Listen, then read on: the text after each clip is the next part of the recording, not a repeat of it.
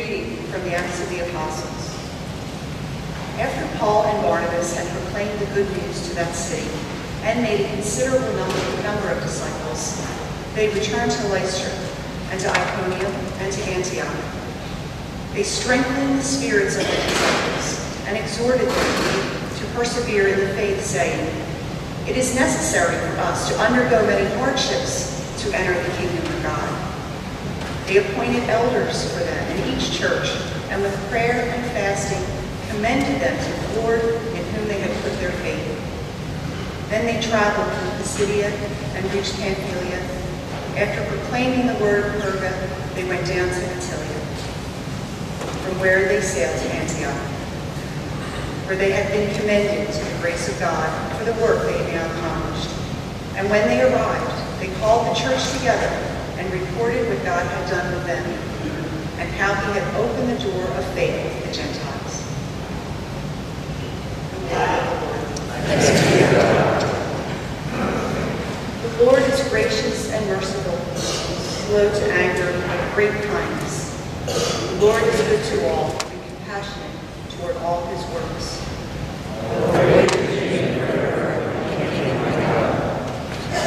Let all your works give you thanks, O Lord, and let your faithful ones bless you. Let them discourse of the glory of your kingdom and speak of your might. I will praise your name forever, my King and my God.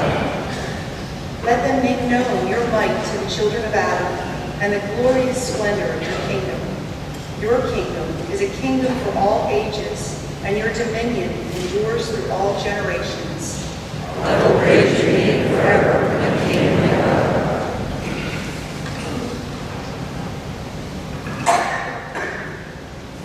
A reading from the book of Revelation.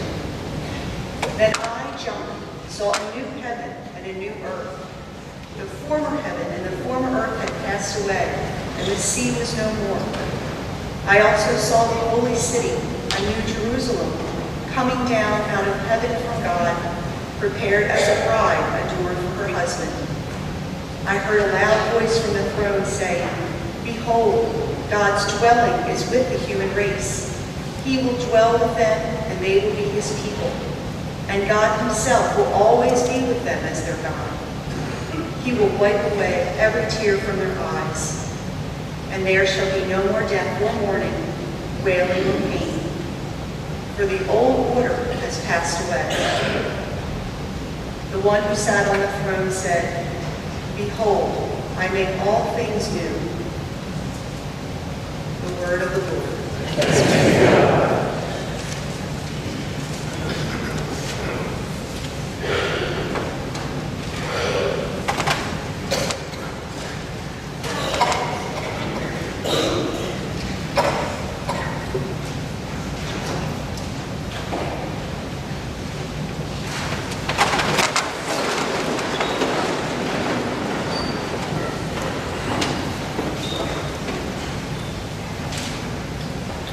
The Lord be with you. A reading from the Holy Gospel according to John. When Judas had left them, Jesus said, "Now is the Son of Man glorified, and God is glorified in him. If God is glorified in him, God will also glorify him in himself, and God will glorify him at once. My children, I will be with you only a little while longer. I give you a new commandment: love one another. As I have loved you, so you also should love one another. This is how all will know that you are my disciples, if you have love for one another." The Gospel of the Lord. Praise to you, Lord Jesus Christ.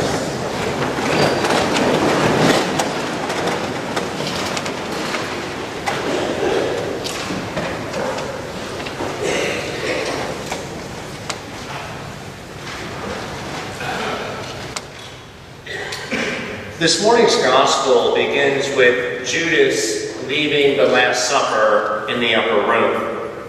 And none of the apostles realized why Judas left.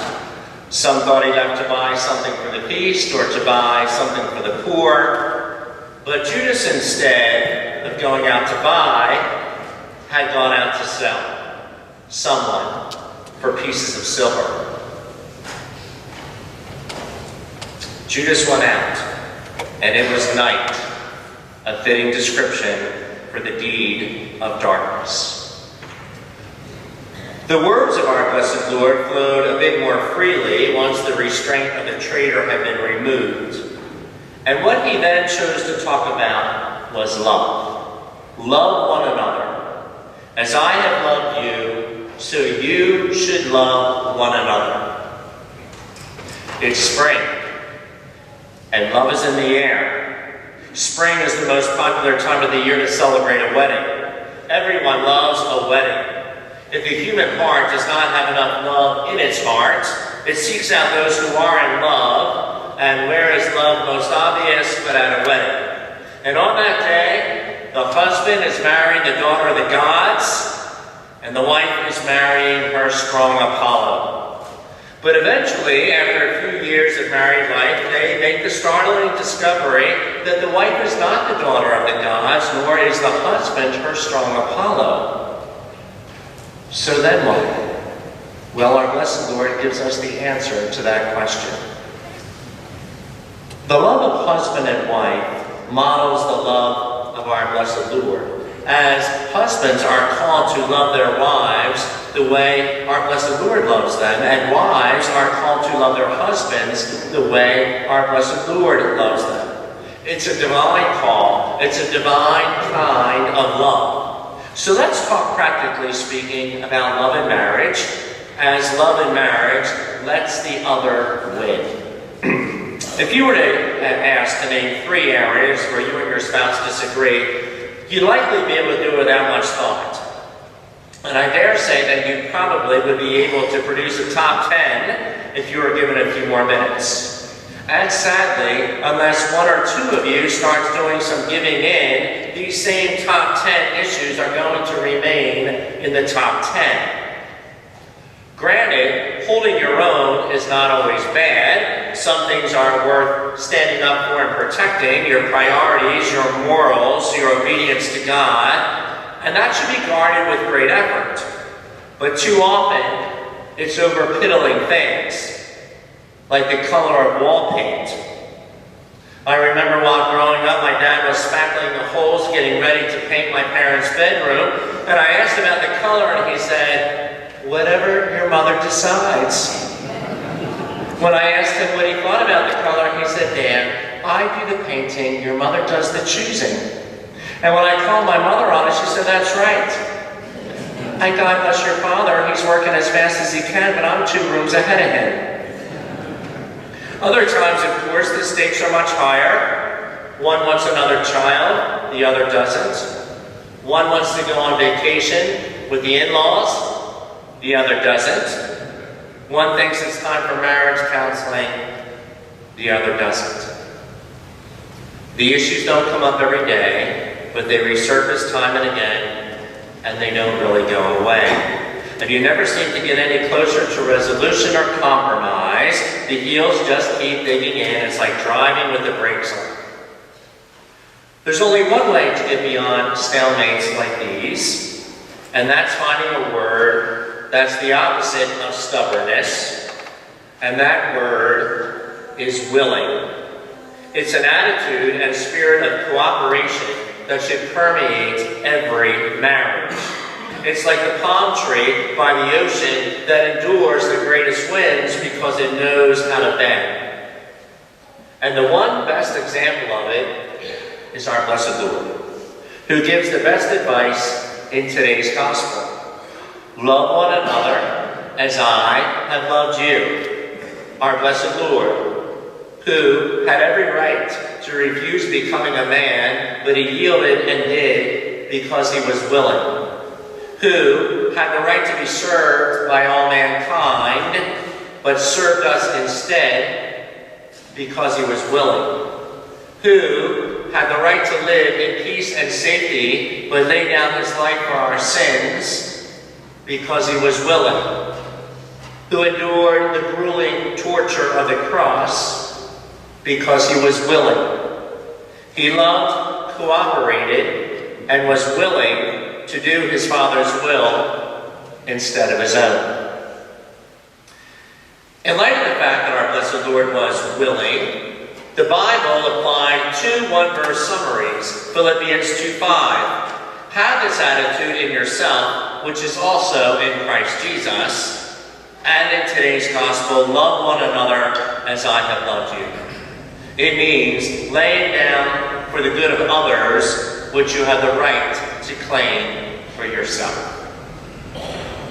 All it takes for your present arguments to continue is for both of you to stay entrenched, unbending. But the very moment one of you says, I'm willing to go your way on this one, the argument will be over. And though the follow-through may cost you some pride and discomfort, you have made a loving, lasting investment in your marriage. But I'll look foolish. I'll lose the fight. I'll lose control. Well, you may have already looked foolish by being bullheaded by refusing to listen. You've already lost the fight by making this issue more important than your marriage. And you may have already lost control when you lost control. The wise and the loving thing to do is to start approaching your disagreements with a willingness to not always insist on your own way. That's not to say that your spouse is necessarily right or wise in this matter, but you're choosing to give strong consideration to their preference as a way of valuing them and valuing your marriage. St. James said it best. The wisdom that is from above is first pure, then peaceable, gentle, willing to yield. Instead of treating your spouse like someone to be guarded against, treat them like your spouse. You're not always going to see eye to eye. You're not supposed to be carbon copies of each other. If you were, one of you would not be necessary. Two people who always share the same opinions and the same perspectives won't have any balance or flavor to enhance your relationship. Rather, your differences are for listening to and learning from. Are you willing to let the other win? Or would you rather refuse in the name of pride? If it doesn't matter in the long run, especially in eternity, then let the other win. Choose to love one another as Christ loves you.